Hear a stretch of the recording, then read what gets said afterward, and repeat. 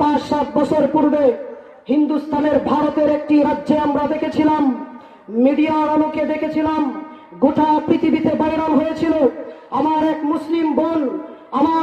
মুসলিম বোন বুরকা পরে হিজাব পরিহিত অবস্থায় কলেজ ইউনিভার্সিটিতে গিয়েছিলেন।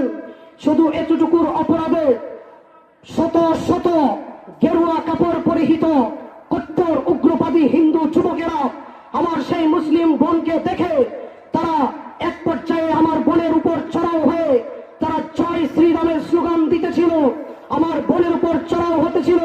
আমার সেই বোন কিন্তু ওই দিন পিছিয়ে যায় নাই।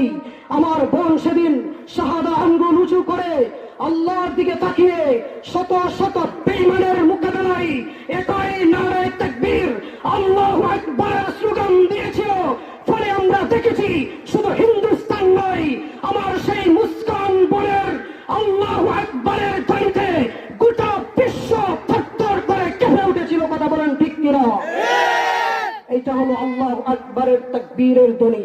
আমি বলতে চাই, হে যুব সমাজ, আজকেও যদি তোমরা আল্লাহু আকবারের তাকবীরের স্লোগান নিয়ে কালেমার পতাকা বুকে নিয়ে রাজপথে যদি হেফাজতে ইসলামকে হেফাজত করার মিশন নিয়ে আল্লাহু আকবারের স্লোগান দিয়ে যদি মাঠে নেমে যাও, আমি চ্যালেঞ্জ করে বলতে পারি আমার দেশে আবুল সরকারের মতো বাউল ফাউলেরা আল্লাহর বিরুদ্ধে কটূক্তি করার দুঃসাহস পাবে না। কথা বলো ঠিক কিনা?